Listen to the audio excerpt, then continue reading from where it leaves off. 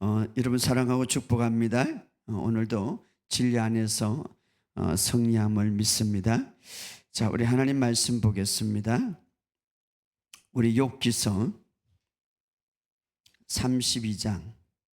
우리 이제 오늘 욥기서 마지막인데 우리가 그동안 계속 금요일 날 욥기서를 보았는데 우리 32장 2절부터 10절까지 읽겠습니다.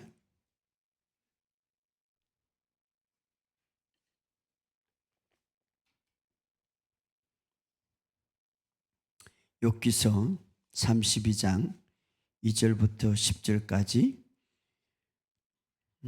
시작. 람 종족 부르스 사람 바라겔의 아들 엘리후가 har을 내니 그가 욥에게 har을 내면 욥이 하나님보다 자기가 어렵다며 또 세 친구에게 har을 내면 그들이 능히 대답하지 못하면서도 욥을 정죄함이라. 엘리후는 그들이 나이가 자기보다 여러 해 위에 있으므로 욥에게 말하기를 참고 있다가 세 사람의 입에 대답이 없음을 보고 화를 내니라. 부스 사람 바르겔의 아들 엘리후가 대답하여 이르되 나는 연소하고 당신들은 연로함으로 뒷전에서 나의 의견을 감히 내놓지 못하였노라. 내가 말하기를 나이가 많은 자가 말할 것이요 연륜이 많은 자가 지혜를 가르칠 것이라 하였노라. 그러나 사람 속에 영이 있고 전능자의 숨결이 사람에게 깨달음을 주시나니 어른이라고 지혜롭거나 노인이라고 정의를 깨닫는 것은 아니니라. 그러므로 내가 말하노니 내 말을 들으라. 나도 내 의견을 말하리라.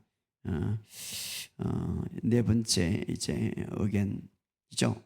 마지막 우리 42장 12절부터 17절까지 읽어봅시다. 12절부터 17절까지 42장 시작.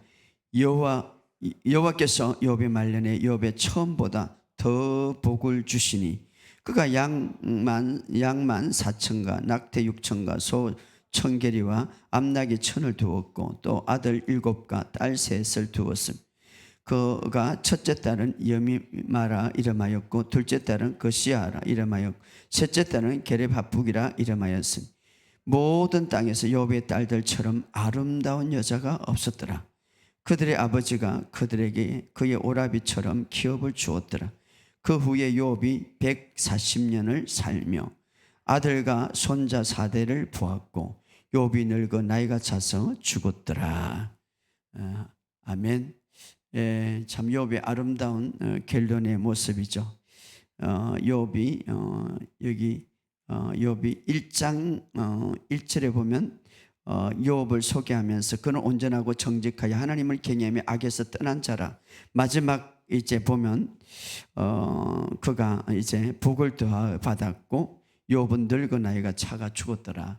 멋진 아름다운 결론을 우리가 볼 수가 있는데 우리가 욥기를 통하여서 정말 보는 교훈. 저도 그 전에 욥을 봤지만 다시 욥을 보면서 우리 믿음의 사람들은 항상 하나님께서 아름다운 결말을 주십니다. 할렐루야. 늘 그 결말을 기대하면서 지금은 가정 속에 있지만 때로는 큰 언덕도 있고 굴곡도 있지만 하나님께서 합력해서 선을 이루심을 믿으시기를 주의 이름으로 축복합니다. 우리가 욥기를 통하여서 오늘 우리에게 다시 말하면 새 언약 아래서 새로운 피조물 안에서 바로 예수님이 오셔서 이제 피로 세운 새 언약 아래서 우리는 살아가는데 욥기를 어떻게 볼 것인가. 너무나 귀중하고 소중한 교훈들이 우리에게 많습니다.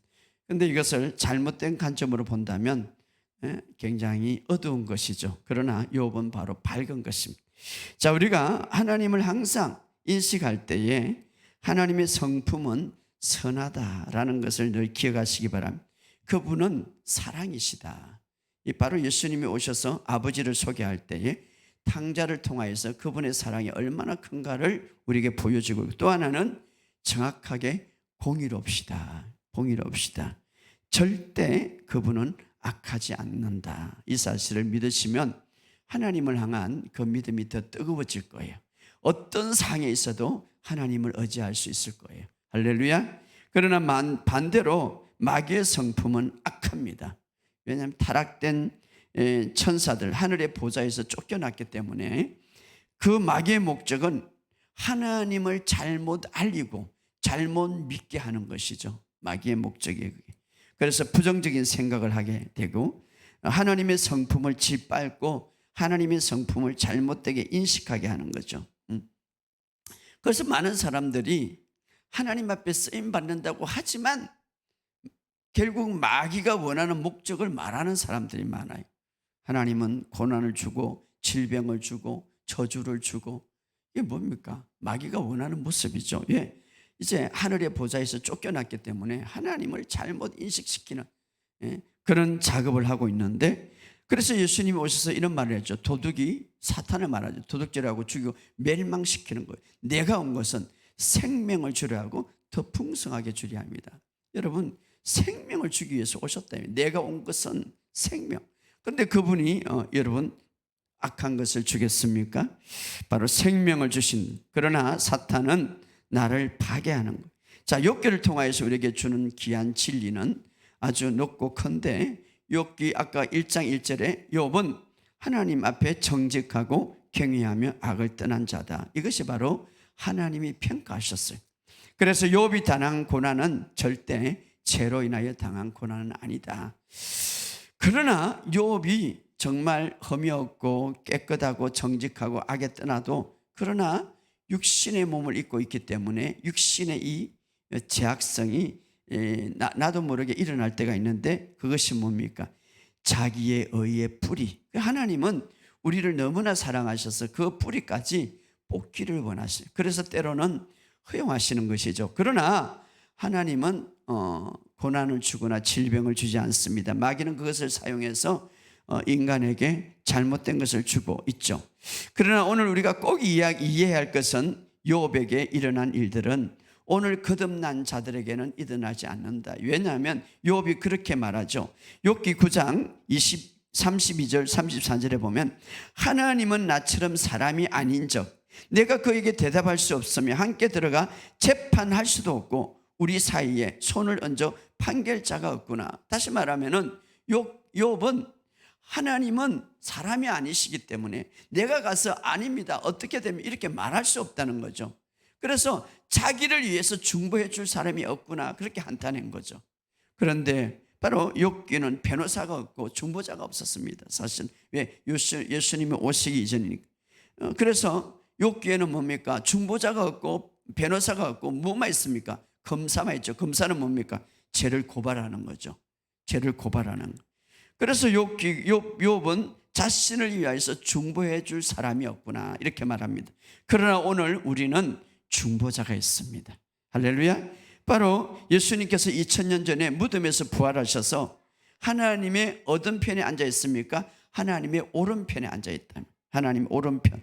왜 하나님의 오른편에 앉아 있습니까? 우리를 중보하기 위해서. 할렐루야. 자신을 위해서 오른편에 앉아 있는 게 이미 예수님은 바로 그분은 하나님이시고 완전하신 분입니다. 그런데 바로 그분이 왜 오른편에 앉아 있겠습니까? 바로 우리를 중보하기 위해서. 할렐루야. 중보하기 위해서. 그래서 바로 그래서 이렇게 말해요. 로마서 8장 33절에 보면 누가 능히 하나님께 택하신 자를 고발하리요. 바로 어렵다 하신 이는 하나님이시다. 할렐루야. 누가 능히 택한 자가 누굽니까? 저와 여러분들이죠. 고발하리요. 이제 구약처럼 고발하는 자가 없다 이 말이에요. 왜? 하나님이 택한 자를 어렵다 하고 여겼기 때문에, 인정했기 때문에. 그래서 누구라도 로마서 8장 33절 찾아보세요. 로마서 8장 33절 접어놓고 시작. 누가 능히 하나님 택하신 자를 고발하리. 어렵다 하신 이는 하나님이시. 자, 구약에서는 고발할 수 있었죠. 예, 중보자가 없기 때문에.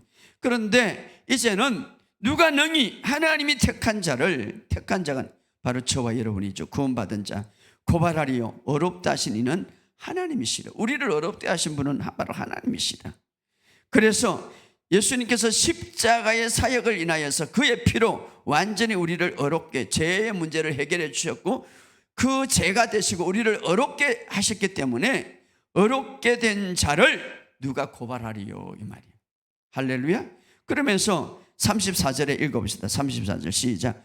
누가 정죄하리요? 죽으실 뿐 아니라 다시 살아나신 이는 그리스도 계시니 그는 하나님 우편에 계신 자요 우리를 위하여 간구하시. 할렐루야. 우리를 위하여서 중보하고 있는 분이 있는데 우리를 위하여서 자 누가 정죄하리요? 바로 욥은 정죄를 받았죠. 마귀에게. 그러나 이제 누가 정죄하리요? 죽으실 뿐 아니라 죄에 대해서 죽으실 뿐 아니라 다시 살아나신 그리스도께서 그는 하나님의 우편에 계신 자요. 예 계십니까? 우리의 중보자가 되기 위해서. 할렐루야. 바로 우리를 위하여 간구하시니라. 우리의 중보자가 되시는 것입니다. 바로 예수님은 하나님 우편에서 바로 우리의 중보자가. 오늘 그래서 우리가 신학에 있어서는 얼마나 감사한지. 내가 좀 실수하더라도 예수님은 하나님 우편에 앉아서 나를 위하여 중보하신다 이 말이에요. 내가 그의 모든 죄값을 이 땅에 아담으로부터 내려오는 죄뿐 아니라 이 땅에 마지막 주님 오실 때까지 죄값을 다 지불하였습니다. 바로 하나님이 이렇게 예수님이 이렇게 중보하시죠. 그리고 그 죄값으로 인하여서 우리를 어렵다 하시고 그분은 우리를 택함을 받았다. 어렵담을 받았다고 말하고 있습니다. 그러나 이 세상의 마귀는 끊임없이 그것을 부정하게 만들고 마귀의 업적이 뭡니까? 마귀의 업적. 마귀가 지금 자기가 잘했다고 하는 업적은 뭐냐? 하나님은 고통의 근원이고 자기는 축복의 근원이라고 사람들에게 인식을 시키는 거예요. 고통이 오면은 하나님이 주시는 것보다 이렇게 하는 이 마귀가 자기가 하는 작품이라죠. 그래서 바로 고통을 주시는 하나님이라고 자꾸 믿게 하는 거죠. 자, 우리를 낙심하게 하고 우리를 울게 하고 우리를 힘들게 하는 것 마귀예요, 마귀. 하나님이 아니다 이 말이에요. 그런데 바로 마귀는 우리가 그렇게 반대로 생각하기를 바로 하나님이다 생각하기를 원하죠. 자, 오늘 욥이 고난을 겪는 뒤에는 누가 배후에 있습니까? 사탄이 있다 이 말. 사탄이 욥기를 통하여서 정말 마귀는 악하고 거짓스럽고 도둑질하고 죽이고 수단과 방법을 가르치지 않는 일을 하고 있다.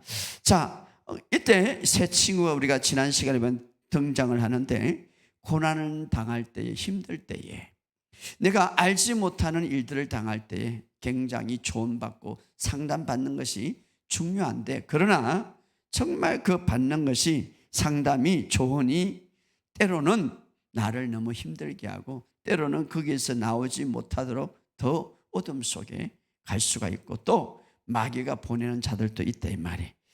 그래서 이 세 친구들은 진리와 함께 가져왔지만 그러나 욥에게는 전혀 도움이 되지 않고 오히려 마귀의 역할을 하고 있었다.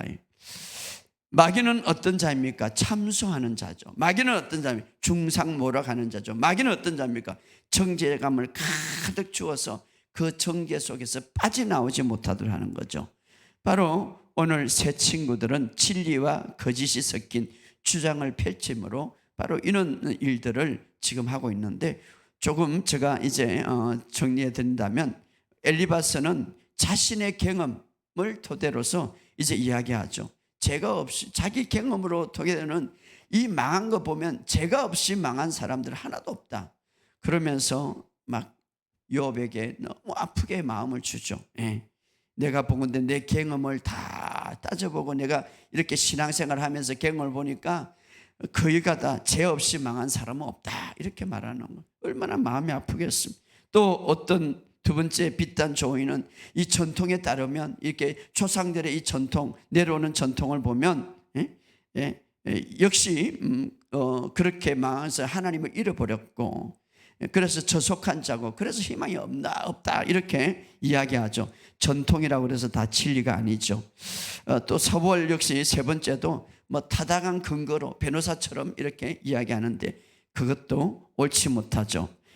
그래서 이 세 친구가 등장할 때에 마귀는 등장하지 않습니다. 왜? 마귀의 일을 다 하고 있기 때문에. 그래서 잘못된 상담은 잘못된 생각을 하게 되고 잘못된 설교는 잘못된 생각을 하게 되고 잘못된 믿음을 갖게 하고, 더 중요한 것은 내 말로 고백하게 만드는 거죠. 내 말이 고백이 풀어지면 내 삶이 묶이는 거죠.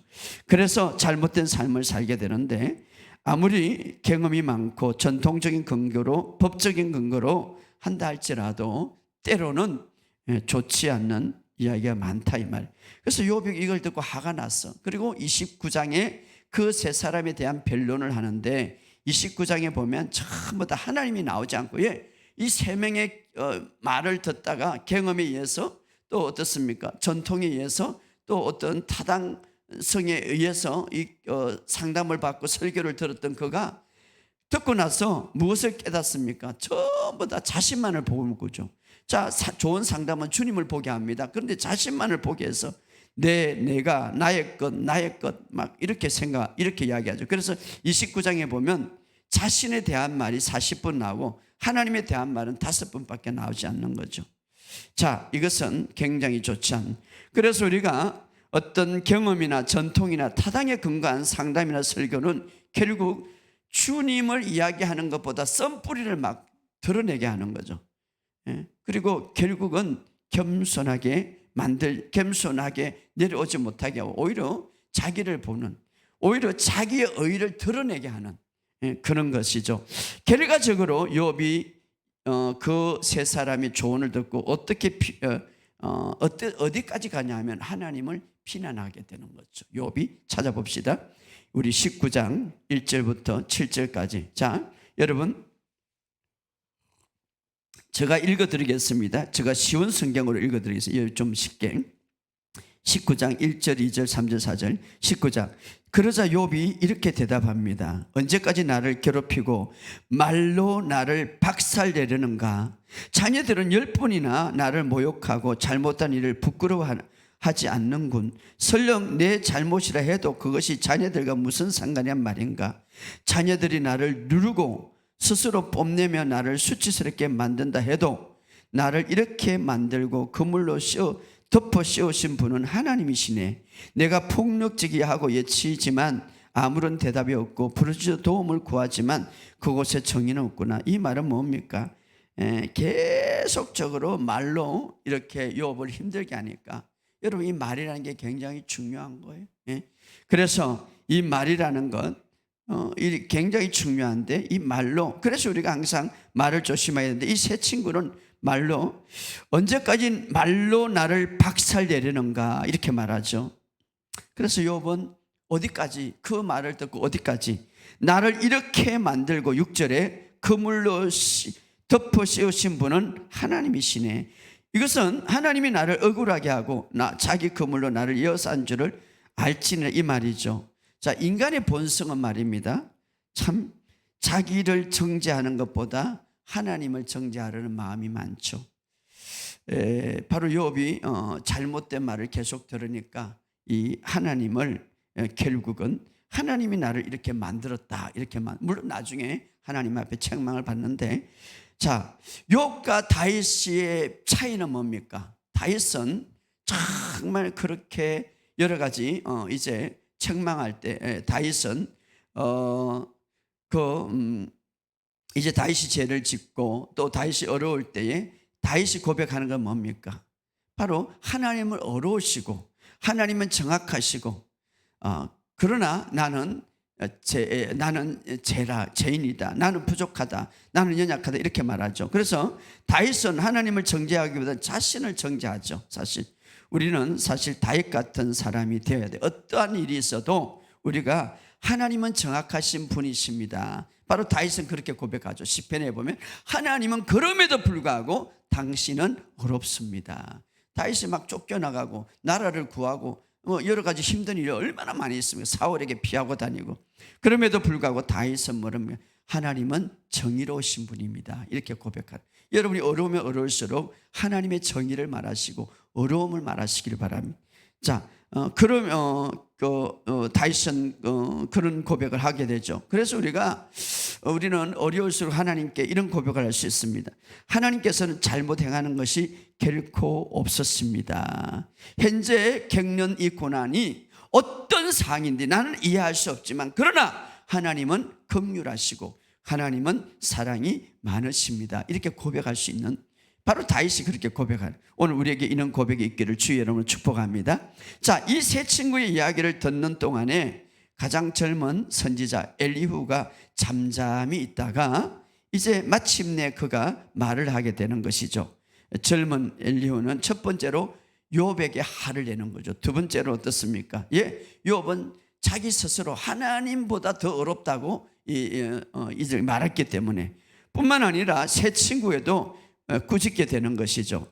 자, 엘리후의 말을 우리가 한번 아까 읽었던 말씀이죠. 바로 욥기 2장 32장 2절부터 이제 10절의 말씀인데, 여기 엘리후인데, 자, 엘리후는 부스 사람 바라게신 아들 엘리후가 이렇게 말하면 6절에 말하죠. 부스 사람, 이 바라게시라는 뜻은 하나님의 축복이라는 뜻입니다. 하나님의 축복. 바라게, 그의 아버지 하나님의 축복이다. 엘리후는 바로 예수 그리스도의 모형이죠. 바로 예수님을 상징하는데 중보자의 모습이죠. 자, 욥의 세 친구를 말할 때에 욥의 세 친구가 욥에게 말할 때 욥은 이제 반론을 제기하는데, 엘리후가 이야기할 때는 욥이 반론을 제기하지 못하는, 그 말이 너무나 정당하고 너무나 합당하고 너무나 좋은 교훈이기 때문에. 그래서 엘리후는 예수 그리스도의 중보자로 이제 예표하고 있는데, 만약에 어떤 사람이 아프면 그것은 바로 하나님의 뜻이 아님을 우리가 알아야 되는 거예요. 할렐루야. 하나님의 뜻은 우리가 건강하고 또 행복하기를 원하는, 우리에게 생명을 주지 우리에게 질병을 주지 않는다 이 말이에요. 특별히 신학에 와서는 예수님께서 십자가에 피를 통하여서 우리의 죄를 다 체계할 뿐 아니라 십자가의 저주의 십자가, 지금 고난주가 사순주일인데 저주의 십자가, 율법의 저주로부터 모든 저주를 다 당하셨다 이 말이에요. 그렇기 때문에 이제 우리가 바른 상담은 무엇입니까? 예수님의 이 십자가의 사건을 알고 복음을 이야기하면 되는 거예요. 복음은 좋은 소식이기 때문에. 자, 우리가 이제 욥 끝 이야기를 보면 욥은 치유되었고 건강해졌고 장수하여서 정말 멋진 아름다운 결말을 볼 수 있는데, 자, 그러면 엘리후가 욥에게 매우 귀중한 이야기를 하는데, 우리 33장 21절부터 한번 읽어봅시다. 21절부터 25절까지 아주 중요한 말을 하죠. 한번 읽어봅시다. 21절부터 25절까지 시작. 그의 살은 파리하여 보이지 아니하고 보이지 않던 뼈가 드러나서 그의 마음은 구덩이에 그의 생명은 매라는 자에게 가까워졌느니, 만일 1천 천사 가운데 하나가 그 사람의 중보자와 함께 있어서 그의 정담함을 보일진대 하나님이 그 사람을 불쌍히 여기사 그를 건져 구덩이에 내려가지 않게 하라. 내가 대속물을 얻었다 하리라. 그런즉 그의 살이 청년보다 부드러워지며 젊음을 회복하리라. 자, 여기 보면 23절에 보면 이렇게 말합니다. 사람에게 그의 정담함을 보일진대. 이 뭡니까? 정담함. 자, 엘리후는 고통과 질병으로부터 사람을 구할 수 있는 것은 바로 정당함, 바로 하나님의 어려움, 하나님의 정당함을 나타내 보이라, 말하라 이 말이에요. 자, 그 사람이 질병과 고통에 있다면 이제 그 사람에게 가서 무엇을, 하나님은 어려우십니다. 하나님은 어렵다는 거예요. 하나님은 어렵기 때문에 반드시 치유한다는 것을 나타내 보이라, 이야기해라 이 말이에요. 몇 년 전에 이제 초기에 제가 개척 사역할 때 정말 머리부터 발끝까지 아토피로 심하게, 그래서 이 마스크를 하고 눈만 내왔죠. 너무나 심각했어요. 그래서 제가 상담할 때 어떤 저는 그런 생각이 들어요. 아이가 너무 간지러우니까 차라리 같이 죽었으면 좋겠다. 밤마다 병원에 가도 소용없고 밤마다 너무 고통스러우니까. 그때 첫 마디에 제가 상담할 때 그런 말을 했어요. 괜찮아요. 하나님이 치유하십니다. 그 말이 자기는 어디도 하나도 들어보지 못해, 병원에서도 들어보지 못해, 그 말이 너무나 이안이 됐다는 거죠. 그렇죠. 병원에서도 모든 삶에도 절망적인, 그게 복음이잖아요. 하나님이 치유하십니다. 걱정하지 마세요. 그 말이 위안이 돼요. 그렇죠. 왜? 하나님은 모든 질병을 치유하신 어떤 병이든지. 그런데 이거는 심각하네요. 이거는 문제가 되네요. 이거 될지 안 될지 모르겠습니다. 그러면 어떻게 절망스럽죠. 자, 주님은 복음은 좋은 소식이기 때문에 주님은 십자가의 모든 문제를 해결하셨어요. 그래서 결국은 그 아이는 완전히 치유됐죠. 완전히 치유되고 지금은 굉장히 많이 성장했을 거예요. 우리가 어떤 사람의 느낌이든 보이는 환경이든 그에 따라 말할 필요가 없고 우리는 복음을 이야기하면 되는. 지금 바로 엘리후는 이렇게 말해요. 아무리 고통과 질병 속에 있을지라도 그 사람을 구원하는 것은 하나님의 정당함을 말하라. 하나님의 어려움, 그게 뭡니까? 하나님의 어렵기 때문에, 하나님이 정당하기 때문에 당신은 치료받습니다. 자, 힘든 시기에 지날 때에 우리가 그 사람의 잘못을 말한다면 더 힘들 겁니다. 그러나 예수님의 어려움을 말할 때에 어려움을 말해주고 그것 때문에 예수님은 어렵기 때문에 치유할 수밖에 없습니다. 예수님은 정당하기 때문에 치유하십니다 라고 말한다면 바로 그 사람은 힘을 얻는다 이 말이에요. 할렐루야. 그래서 이 과거에 있었던 일이나 자기의 어떤 생각이나 정당함, 자기의 경험, 오늘 이 욥은 자기의 경험, 자기의 자기의 그동안 내려왔던 전통 이것을 가지고 상담했죠. 그런데 우리가 자신이 갖고 있는 경험이라든가 자신이 갖고 있는 그 어떤 느낌이라든가 자신이 갖고 있는 것들을 똑같이 다른 사람에게 적용할 수는 없는 거예요. 예를 들어서 내가 치유를 받았는데 1년 걸리더라. 너도 1년 걸릴 거야. 이것은 옳지 않는 거죠. 그것은 자기에게 해당되는 거지 그 사람에게는 복음만 이야기하면 돼요. 내가 돌파를 받았는데 얼마나 힘든지 알아? 너도 그렇게 힘들어. 이렇게 하면 이 잘못된 거예요. 자기 경험으로. 우리는 내 경험이 그 사람에게 똑같이 적용되는 거 아니죠. 우리가 해야 할 것은 뭡니까? 복음을 전하는 거죠. 복음, 바로 주님의 성품을 향해. 주님은 사랑하시고 그럼에도 불구하고 주님은 긍휼하시고 은혜를 베푸기를 원하신다. 자, 하나님은 고통을 당하는 자에게 자비로우시고 사랑과 긍휼이 풍성함을 우리가 이야기한다면 바로 그 사람은 힘을 얻을 것이다. 그래서 23절에 그때 그 사람의 정당함을 그렇게 하면서 23절에 또 뭐라고 말합니까? 23절에 거기 보면 만일 1천 천사 가운데 하나가 그 사람의 중보자로 함께 있다면 천사가 도우러 와서 무엇을 해야 할지 말할 것입니다. 다른 번역에 보면 그렇게 말하는데 이것은 무슨 말입니까? 바로 하나님의 의를 전하는 한 사람이 있을 때에 바로 하나님께서 이제 우리가 고통과 고난을 당할 때에 물론 마귀가 보내는 사람도 있겠지만 바로 여기 보면 천사가 도우러 와서 이렇게 천사가 바로 그 천사는 바로 저와 여러분이 되어야 되는 거예요. 할렐루야. 하나님이 어렵기 때문에 하나님이 정당하기 때문에 당신은 반드시 치유될 수밖에 없습니다. 이렇게 말한다면 바로 하나님의 의를 말한다면 바로 24절에 하나님은 이렇게 한다는 것이죠. 읽어보세요. 24절에 시작.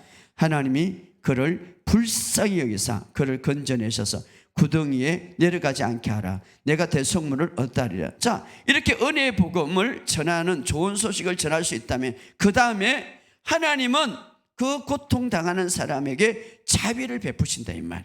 이 대속물이라는 것은 바로 하나님의 의를 선포했다는 것이죠.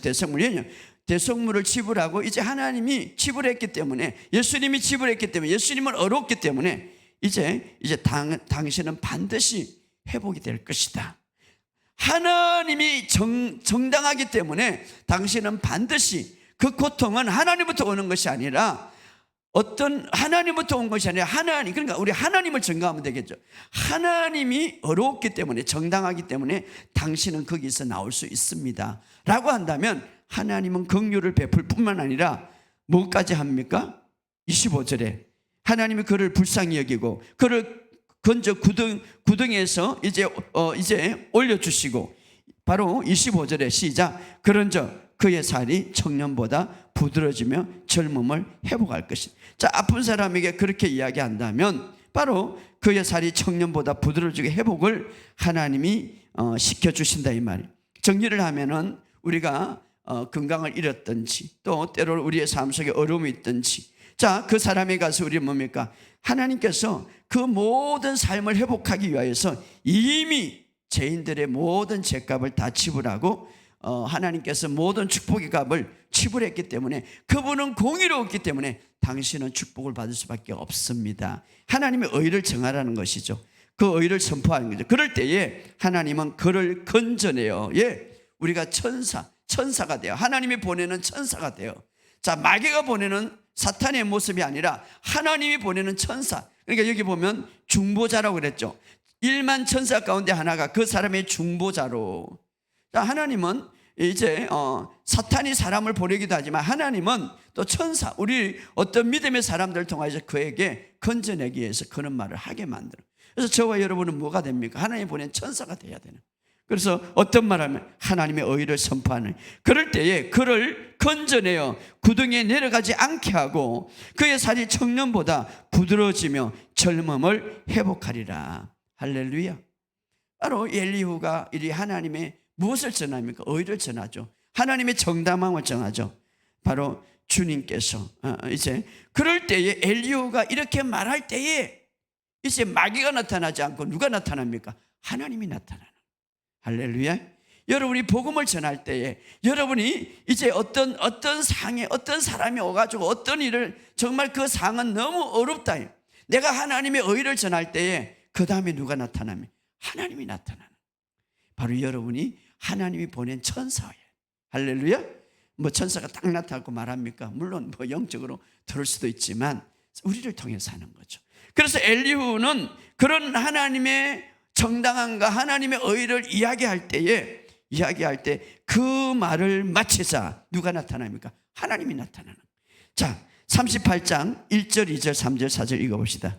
38장 1절 2절 3절 시작.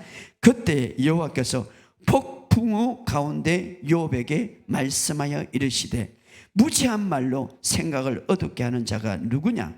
너는 대장부처럼 허리를 물고 내가 내게 묻는 것을 대답할지니라. 내가 땅에 기초를 넣을 때 내가 어디 있느냐? 내가 깨달아 알거든 말할지니라. 누가 그것을 도랑법을 정하였는지, 누가 그 줄을 그것을 위에 띄었는지 내가 아느냐? 자, 여기 하나님이 나타나서 하나님 말씀 보시기 바랍니다. 참 멋지지 않습니까? 그때에 여호와께서 폭풍우 가운데 욥에게 말씀하여 이르시되 무지한 말로 생각을 어둡게 하는 자는 누구냐? 무지한 말로. 지금 누구를 말합니까? 새 친구. 그 무지한 말. 그들은 진리를 갖고 왔지만 욥에게 정말 무지한 말이죠. 그래서 어둡게 했다는 거죠. 잘못된. 그래서 그러면서 이제 하나님이 뭐라며, 누가 그 줄을 그 위에 띄었는지 너는 아느냐? 이렇게 말합니다. 욥이 뭐 잘못한 것도 있죠. 그 말 듣고 욥이 막 하나님이 이렇게 해가지고 하나님을 원망했죠. 그런데 네가 그렇게 했니 뭐 했니? 절대 욥은 책망하지 않습니다. 하나님이 얼마나 잘못됐는지 꾸짖지 않습니다. 하나님이 이야기한 건 뭡니까? 내가 이 세상에 창조한 이 창조, 이 세상을 보라. 얼마나 위대하고 거정한가. 이렇게. 그러니까 하나님이 누군가를 인식시키는 거예요.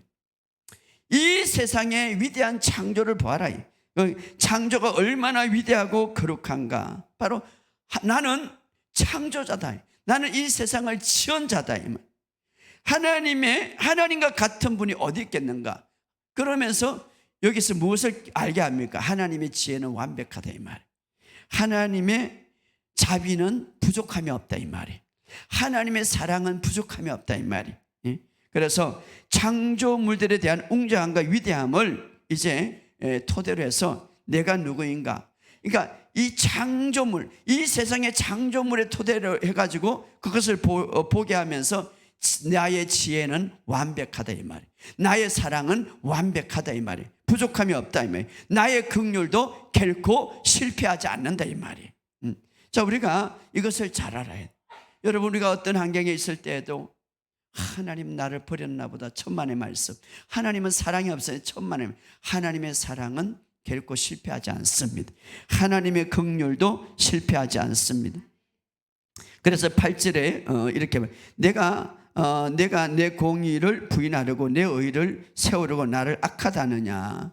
이것은 이제 욥에게 욥이 그 잘못된 말을 듣고 막 자기 의를 세우고 하나님을 정죄하는 말을, 그 말을 이제 책망하는 거죠.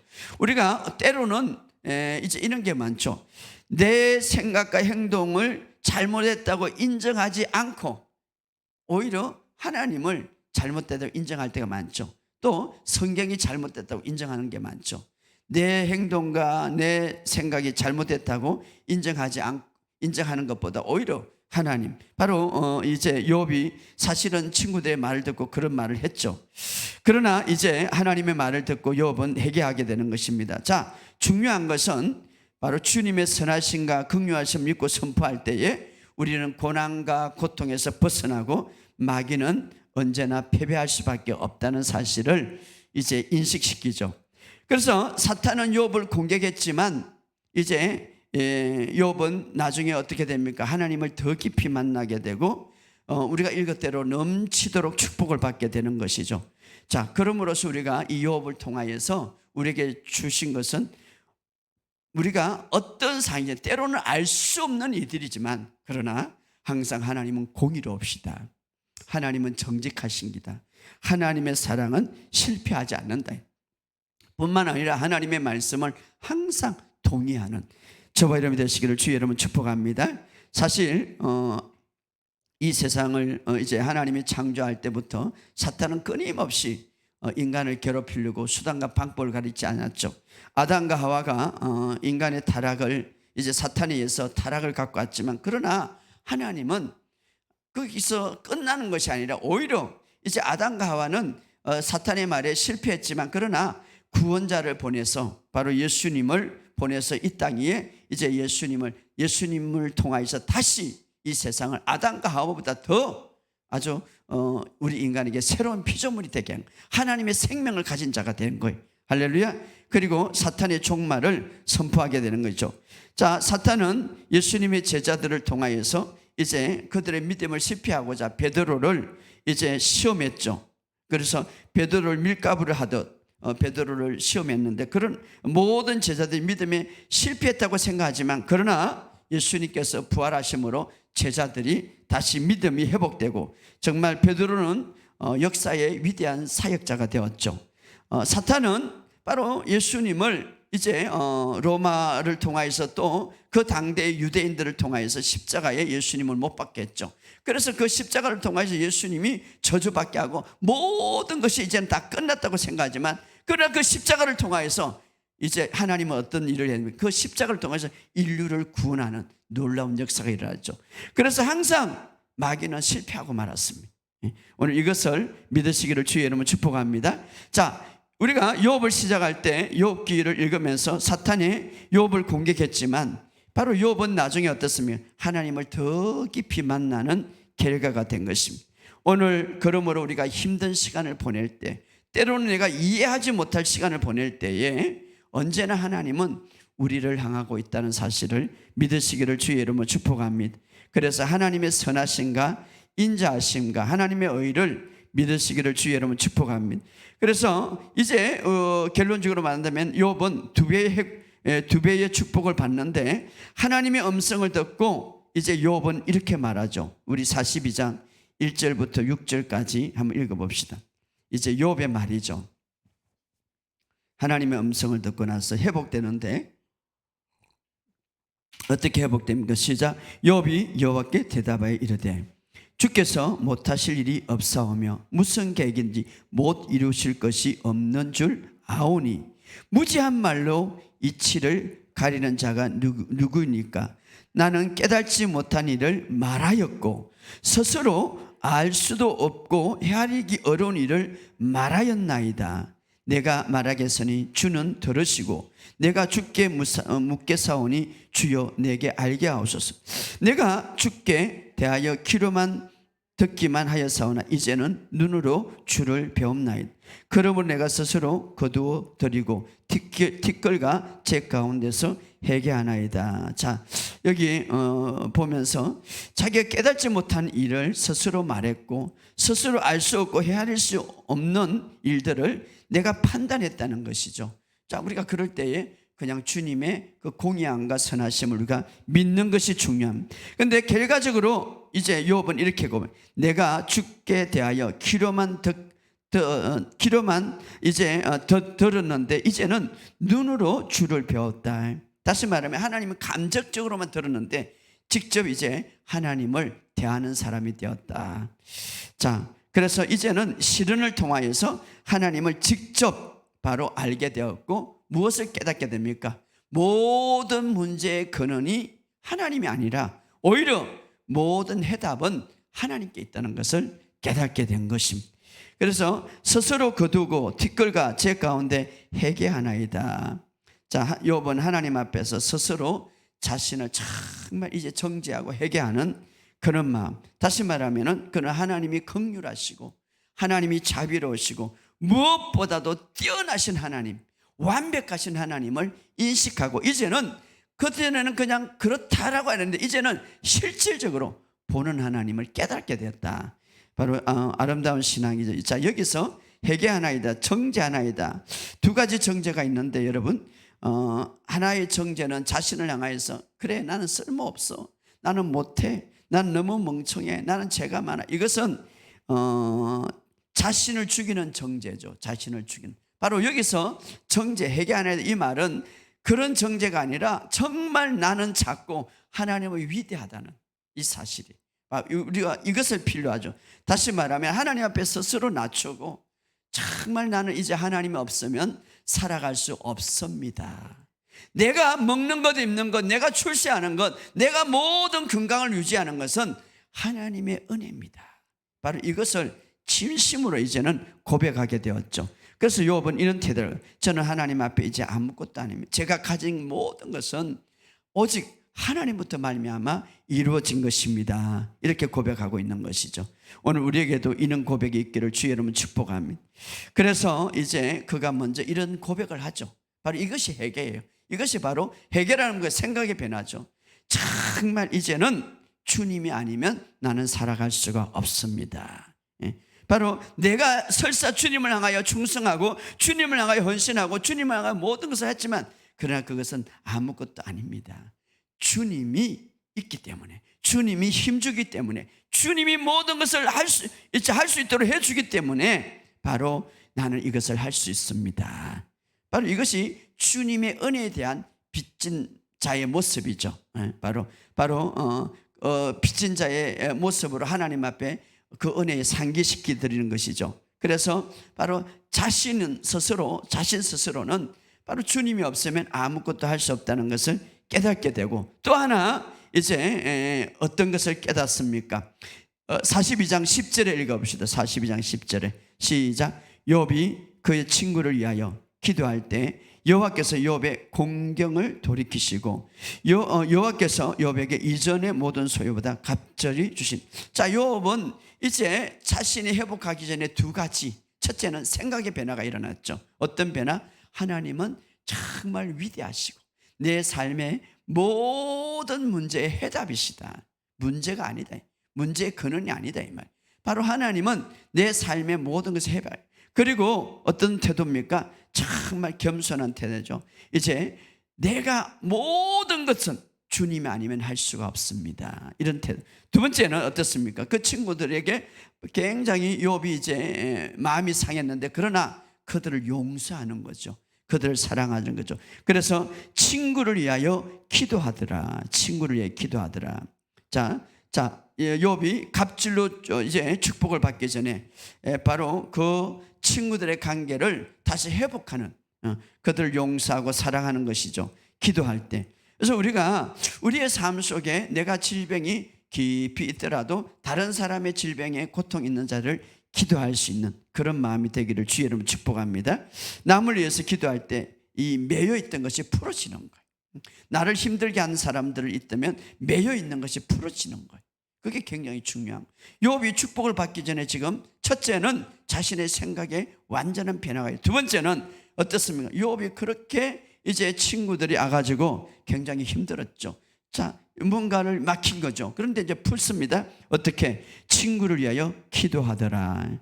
우리도 이제 매여 있는 것들이 풀어지기를 주의 이름으로 축복합니다. 뿐만 아니라 여러분이 치유받기 위해서 남의 고통받는 사람들을 기도하시기를 주의 이름으로 축복합니다.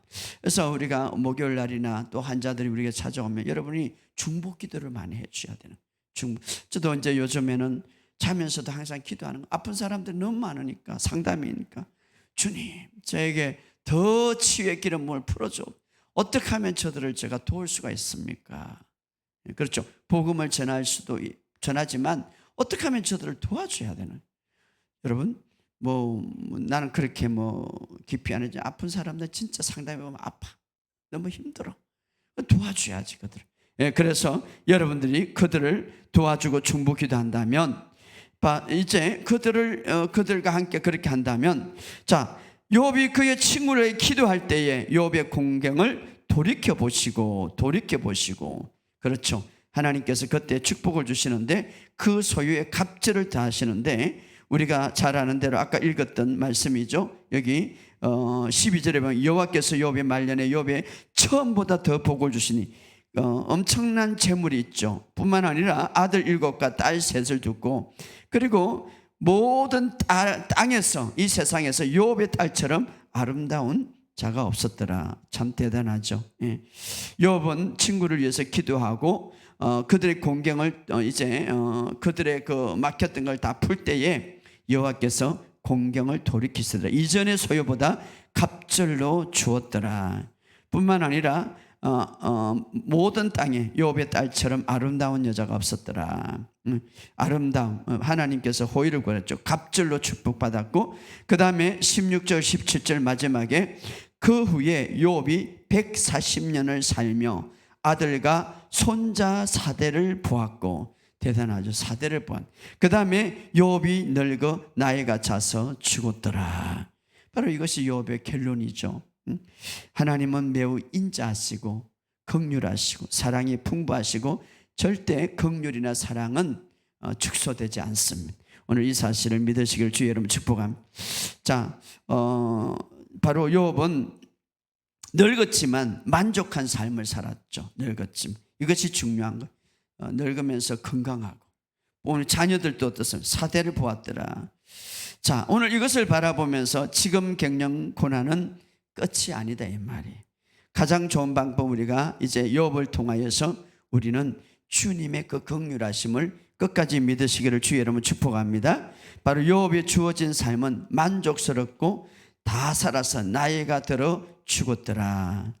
그래서 욥의 결론은 뭡니까? 하나님은 항상 옳습니다 이 말. 할렐루야. 모든 상이 온다 할지라도 내가 그것을 이해하지 못하고 지금의 내 삶은 이해하지 못하지만, 그러나 항상 하나님은 옳으십니다. 할렐루야. 항상 하나님의 그 자비하심은 아름답습니다. 항상 하나님은 정의롭습니다. 바로 욥이 지금 그렇게 마지막에 하고 있잖아요. 속죄 제물을 드리면서 욥의 마지막. 그래서 욥은 마지막 때에 1장에 보면 자녀들에 대한 두려움이 있었어요. 그래서 속죄 제사를 드렸죠. 혹시라도 어떤 죄를 지어서 또 책망받을까 두려움. 바로 근데 이런 고난을 통해서 욥이 두려움이 왜 있었습니까? 자기의가 숨어 있었기 때문에. 그 의를 의지하면 두려움이 생기는 거예요. 그런데 여러분, 내 의를 의지해서 믿음 생활하면 두려움은 항상 있어요. 좀 작을지 않을까? 좀 약하지 않을까? 막 이 두려움이. 그런데 이제 그 두려움이 완전히 사라졌어요. 바로 이 마지막에 보면 그 두려움이 없음을 알 수가 있어요. 왜? 자기가 자기 의를 의지함을 깨닫게 되고 버리게 되고, 누구의 의를 의지합니까? 하나님의 의를 의지하죠. 하나님의 의. 그래서 자녀에 대한 두려움이 사라지는 거예요. 오늘 우리에게도 우리를 위하여서 간구하시는 주님이 하나님의 우편에 계심, 중보자가 계심. 할렐루야. 그러므로 오늘 우리는 이제 욥이 끝으로 우리에게 42장에 끝나지만 그 띄어서 우리에게 주는 교훈은 하나님은 항상 옳다. 하나님은 항상 정확하다. 하나님의 선하심과 긍휼하심과 사랑은 항상 넘친다. 이 사실을 믿으시기를 주의 이름으로 축복합니다. 주님은 맞으시고 정확하시고 제가 때로는 틀립니다. 사실 이 자세가 중요한 거예요. 하나님의 의는 정확한데 지금 우리는 이제 예수님을 통하여서 하나님의 의를 받았습니다. 할렐루야. 이제 저는 주님의 의가 되었습니다. 하나님의 의가 내 안에 있습니다. 이런 고백이 있기를 주의 이름으로 축복합니다. 오늘 그래서 모든 것들이 다 주님으로부터 왔습니다. 할렐루야. 내가 잘해서 물론 우리가 기도하고 열심히 모든 것이 주님으로부터 왔습니다. 오늘 신학에 와서 나는 주님의 의입니다. 하나님의 의를 가졌습니다. 이런 믿음으로 살아가는 저와 여러분 되시길 주의 이름으로 축복합니다.